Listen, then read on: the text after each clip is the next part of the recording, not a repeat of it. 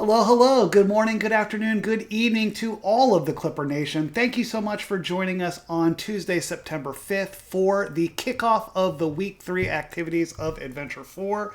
Today we'll be going through a farming and harvesting presentation, as well as going through the rest of the Week 3 activities and wrapping up what's going on with Week 2, as well as a score update. Let's start with some quick announcements, and of course, because we like to reward the people that come here quick, we're going to do a giveaway up in the top right corner. You can click the chat dialog box. I'll open up the main stage chat. We're going to start a giveaway right now. We're going to make it 15 seconds long. One winner, 10 Matic plus 100 user points. So if you're part of the adventure, you will get 100 points added to your quest lead profile, your treasure chest, and that will also go to your ship score. So it is always good to attend. We got 5 seconds left, 2 seconds left, 1 second left, and let's see who our winner is.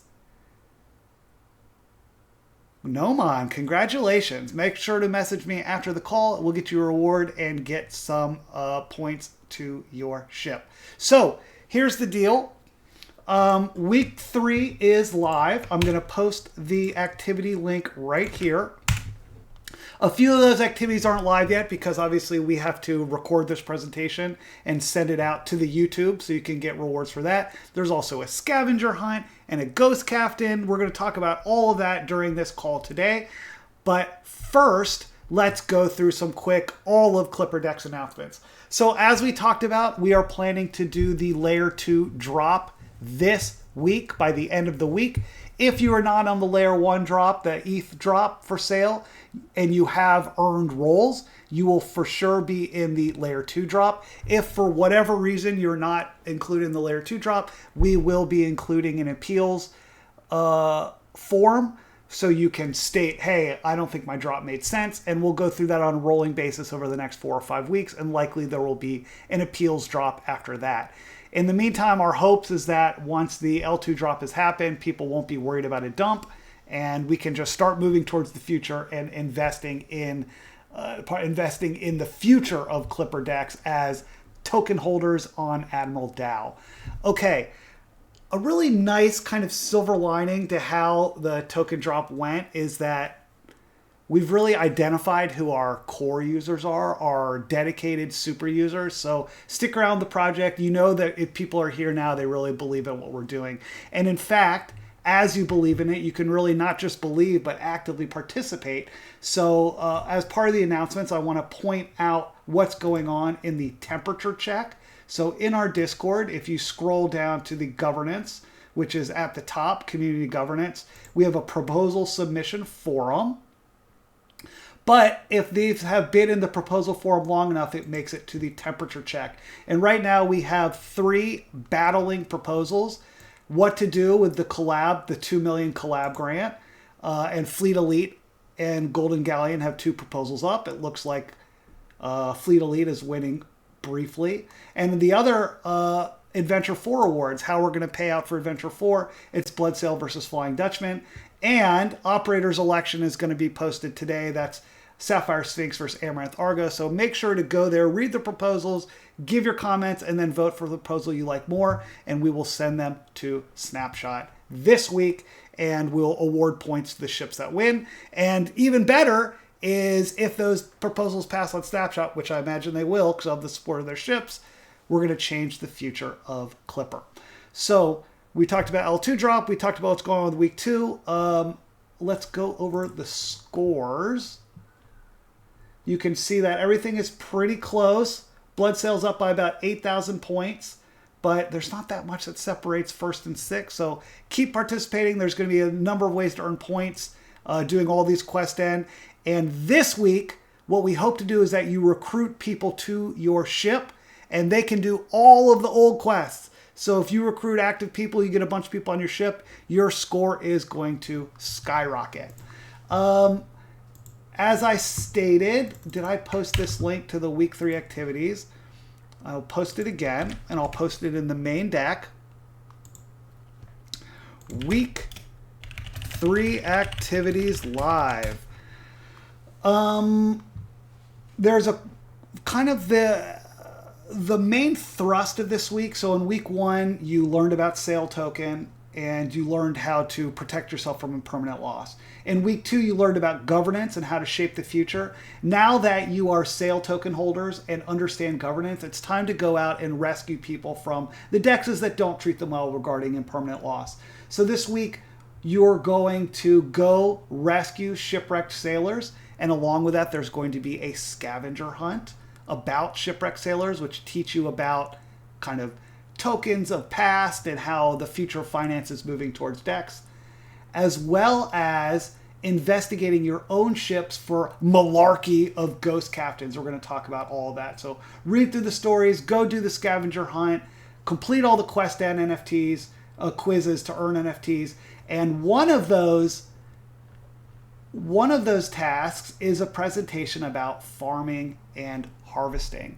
And we're going to play a presentation about farming and harvesting because this is the way for you users who are part of the Clipper ecosystem are able to earn rewards. So what I'm going to do now is I'm going to yank my mic, so I won't be able to talk, but I'm going to put the presentation live and we're going to go through that thing and then we'll answer any questions. We'll do some giveaways, go through the rest of the week 3 activities, and go about our day. So let me pull up the presentation.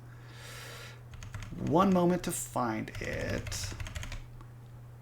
Downloads, farm harvest presentation. Here we go. Hey, Clipper community. All right.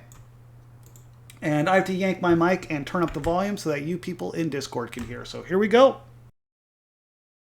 Hey, Clipper community.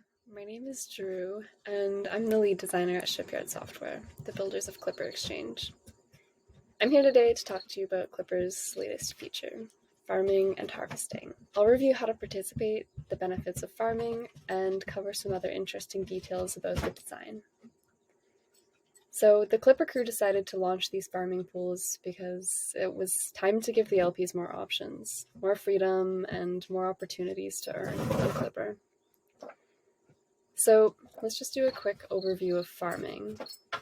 To start, each network on Clipper has a core pool composed of a mix of stable and volatile assets to ensure a high-performing portfolio. A farm in the Clipperverse is just the latest iteration of a core pool that allows you to accrue rewards while your liquidity is in the pool. Meaning, for example, the Ethereum mainnet core pool contract was redeployed as the mainnet core pool farm. So any deposits to that pool are automatically collecting rewards. And this is awesome because you're winning on so many levels. Just FYI, what you're looking at here is actually some of the designs for the whole farming feature. I'll go over these in detail in a little bit here. So yeah, some of the ways that you're winning. First, your liquidity is rebalancing at fair market prices based on fast off-chain oracles, so you can passively benefit from a rebalancing diversified portfolio in the way it was designed in modern portfolio theory. That gives you the best chance at stable long-term gains. Another thing is that Clipper's innovation is this rebalancing process. So instead of paying transaction fees to buy and sell, Clipper facilitates swaps at advantageous prices with noisy order flow from retail traders. Noisy meaning like randomly distributed around actual market price. So the transaction costs are paid for by the traders rather than the LPs. This portfolio design also, by the way, is entirely oriented around avoiding impermanent loss. You don't experience impermanent loss in Clipper's pools, including the farming pool. Also, because Clipper maintains smaller liquidity pools by sustaining TVL levels that achieve an optimal balance of fees and slippage for small trades, volume turns over super fast, sometimes a couple times a day.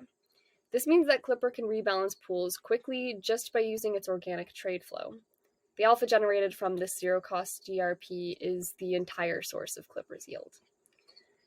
On top of these general attributes about core pools and farm pools, as a farmer, you're accruing additional rewards. So each pool has its own reward token, with our latest product, the SAIL token, being the reward for the mainnet core pool farm. So you just earn SAIL by having your liquidity in the farm and it can be harvested at your wallet whenever you want. To get the most of your farming experience and earn the most SAIL, you'll want to take advantage of the 30-day maximizing period and harvest when your rewards reach 100%. So yes, that means your rewards will depend not only on the size of your deposit and the pool size, but also on the duration of which you let your rewards grow. You can choose to harvest at any time, or you can maximize your claim by harvesting at the 30-day mark. If you decide to harvest prior to 100%, you will only collect your rewards accrued to that point. They will start accruing again after your harvest, but it will not reach the overall total value that it could have. So if you want to get the absolute most of your rewards, you can harvest and then immediately withdraw your Clipper LP and redeposit and start collecting SAIL again, building this cycle. All right, so how's it done? To actually deposit to a farming pool, you can start this process in a few ways. You can go to the app and you can go to farming. And this is going to be network dependent. So as you switch your networks, you can see the various farms. Again, there's only one farm per network at the moment. As I'm recording this, there is only Optimism and Mainnet. Otherwise, you're just going to see a notification that you can't actually access that farm yet. When you're in the app, you can go over to Earn, to All Pools. And this is, again, network dependent, but you can see the various ways that you can deposit. If you see any sort of pool with this icon beside it, this little plant, that's the right sign that you're looking at a farm. Another way is to go visit the rewards page, which just launched, and this is specifically oriented around your rewards. So you're going to be able to see all the farms available for each network. So I can see the Optimism farm and the Mainnet farm just right here. I'm immediately getting a lot of the information that I need. If I toggle over to Harvest, I can see where the harvest opportunities are. The harvest is network dependent, so you'll have to switch your network if you want to see all of the harvest opportunities. So let's go over to Figma to review the actual process of depositing. I'll go through some of these designs to give you like a backdoor sense of how it's done. So you connect your wallet, obviously, and you select a token. You're going to select one of the core tokens, so a core asset. Once you've selected your token, you then input an amount. You permit the DAO to use the token of choice, and then it gets approved. Your transaction starts, and then bam, you are now collecting rewards. So once the transaction completes in your wallet, your liquidity will then be added to the farming pool and will start accruing reward tokens. You will receive Clipper LP tokens upon depositing, and the Clipper LP tokens simply represent your fractional ownership of the underlying pool. They have no intrinsic value. Clipper LP is used in the harvesting process, so hold on to them. So on the actual farming page here, you'll be able to see your rewards. So let's scoot back over to Figma for a second. So on the actual farming sidebar, once you have deposited, you can see your rewards. And you can actually see this in a few places, like on the rewards page, which is, again, your catch-all for all core pool farms and harvest data. When you actually look at this little section here, you can see how your rewards are growing over that 30-day period. So this little bar is going to show you exactly how far along you are in that 30-day period, the percentage, and you'll be able to track when it reaches 100%. Again, it is absolutely recommended to just harvest when it reaches 100%. You're getting the most value that way. You can also visit the harvest page to see those rewards stacking up as well. So let's just quickly review how to harvest and then we'll wrap up.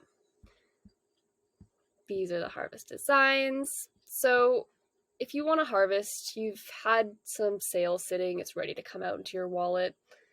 You're going to want to make sure your wallet's connected, obviously.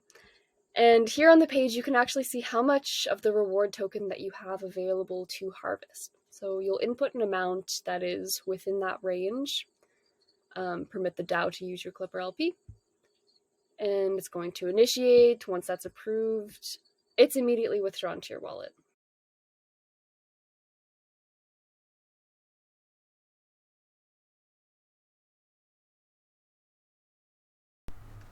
Okay, I've plugged my mic back in, so hopefully everyone can hear me again. That was Drew's presentation on how to use farming and harvest. The best way to do it is to go to Clipper.exchange and go to the product info, and you can go to earn or farm or anything that you need to do to go to rewards to figure it out. So if people have questions about farming, make sure to send them to this presentation or just send them to Clipper.exchange, go up to products and go under earn and farm. So as soon as this talk is over, I'll load it up. This will be made into a quest end presentation so that you can earn points for your ship. Here's what we're going to do for the last 5 minutes. We're going to do a giveaway.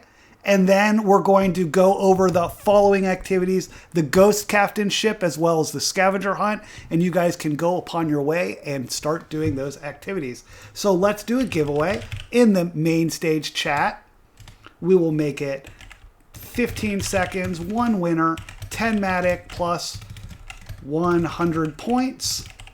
And Nomon is not allowed to win because we don't like repeat winners. We like to spread the wealth around a little bit.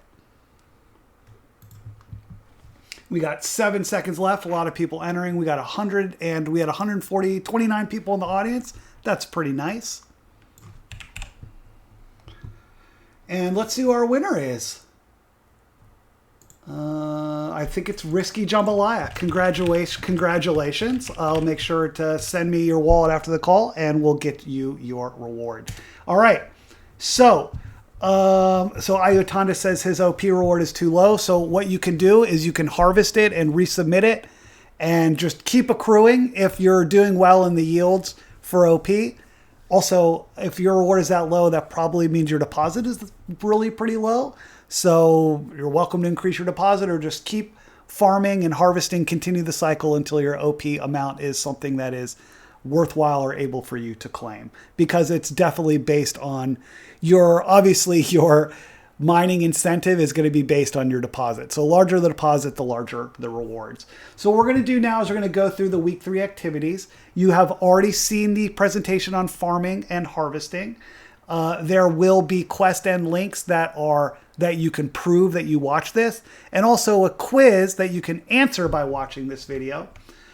Another thing we're asking you to do is recruit users to the Discord and sign up for the adventure. If you want to earn points for your ship, give them your ship's individual sign up link so that we'll know that they got brought in the Discord via your ship's link. And then if they sign up for your ship, you'll get points that way. We'll be going through the scavenger hunt as well as the dangerous ghost captain. So those are kind of some of the fun activities that are going to be happening just in the Discord. So there's the mystery of the ghost captains. What you're going to find this week is that each of the 6 ships has 5 captains. One of those captains has been infiltrated by the black scourge of impermanent loss. That's the possessed ghost captain. He's an imposter. He's secretly plotting to do harm to the ship. And you need to weed him out and vote him off the ship and send him underwater to Davy Jones' locker where he can never bother you again.